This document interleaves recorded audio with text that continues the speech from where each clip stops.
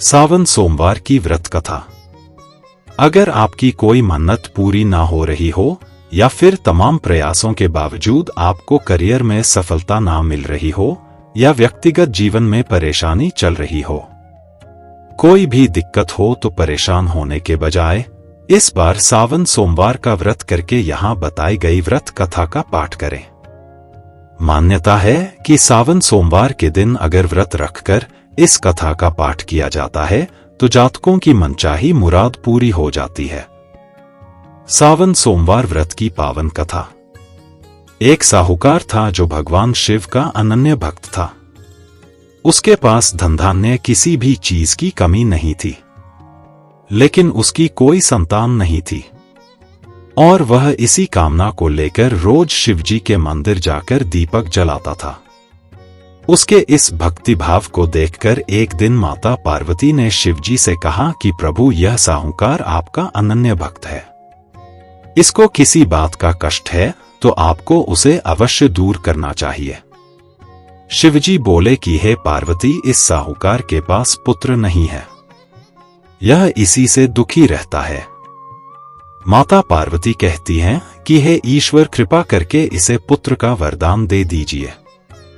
तब भोलेनाथ ने कहा कि हे पार्वती, साहूकार के भाग्य में पुत्र का योग नहीं है, ऐसे में अगर इसे पुत्र प्राप्ति का वरदान मिल भी गया तो वह केवल 12 वर्ष की आयु तक ही जीवित रहेगा। यह सुनने के बाद भी माता पार्वती ने कहा कि हे प्रभु, आपको इस साहूकार को पुत्र का वर देना ही होगा, अन्यथा भक्त क्यों आपकी सेवा पूजा करेंगे। माता के बार बार कहने से भोलेनाथ ने साहूकार को पुत्र का वरदान दिया, लेकिन यह भी कहा कि वह केवल 12 वर्ष तक ही जीवित रहेगा। साहूकार यह सारी बातें सुन रहा था, इसलिए उसे न तो खुशी हुई और न ही दुख। वह पहले की ही तरह भोलेनाथ की पूजा अर्चना करता रहा। उधर सेठानी गर्भवती हुई और 9वें महीने उसे सुंदर से बालक की प्राप्ति हुई। परिवार में खूब हर्षोल्लास मनाया गया, लेकिन साहूकार पहले ही की तरह रहा और उसने बालक की 12 वर्ष की आयु का जिक्र किसी से भी नहीं किया। जब बालक 11 वर्ष की आयु हो गई तो एक दिन साहूकार की सेठानी ने बालक के विवाह के लिए कहा, तो साहूकार ने कहा कि वह अभी बालक को पढ़ने के लिए काशी जी भेजेगा। इसके बाद उसने बालक के मामा जी को बुलाया और कहा कि इसे काशी पढ़ने के लिए ले जाओ और रास्ते में जिस भी स्थान पर रुकना वहां यज्ञ करते और ब्राह्मणों को भोजन कराते हुए आगे बढ़ना। उन्होंने भी इसी तरह करते हुए जा रहे थे कि रास्ते में एक राजकुमारी का विवाह था।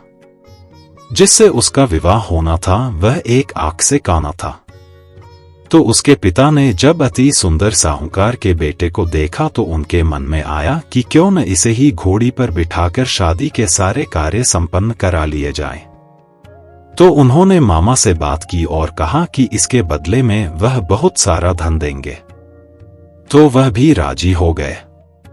इसके बाद साहूकार का बेटा विवाह की बेदी पर बैठा और जब विवाह कार्य संपन्न हो गए तो जाने से पहले उसने राजकुमारी की चुंदरी के पल्ले पर लिखा कि तेरा विवाह तो मेरे साथ हुआ, लेकिन जिस राजकुमार के साथ भेजेंगे वह तो एक आंख का काना है।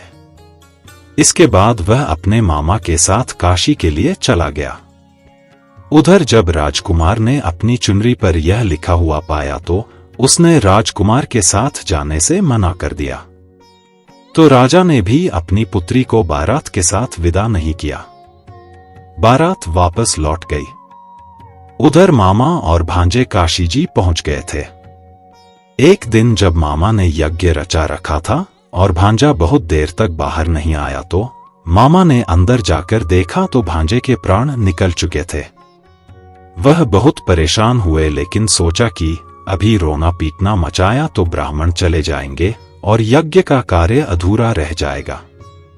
जब यज्ञ संपन्न हुआ तो मामा ने रोना पीटना शुरू किया। उसी समय शिव पार्वती उधर से जा रहे थे तो माता पार्वती ने शिवजी से पूछा, हे प्रभु, ये कौन रो रहा है। तभी उन्हें पता चलता है कि यह तो भोलेनाथ के आशीर्वाद से जन्मा साहूकार का पुत्र है। तब माता पार्वती कहती हैं कि हे स्वामी इसे जीवित कर दें, अन्यथा रोते रोते इसके माता पिता के प्राण निकल जाएंगे। तब भोलेनाथ ने कहा कि हे पार्वती, इसकी आयु इतनी ही थी सो वह भोग चुका। लेकिन मां के बार बार आग्रह करने पर भोलेनाथ ने उसे जीवित कर दिया।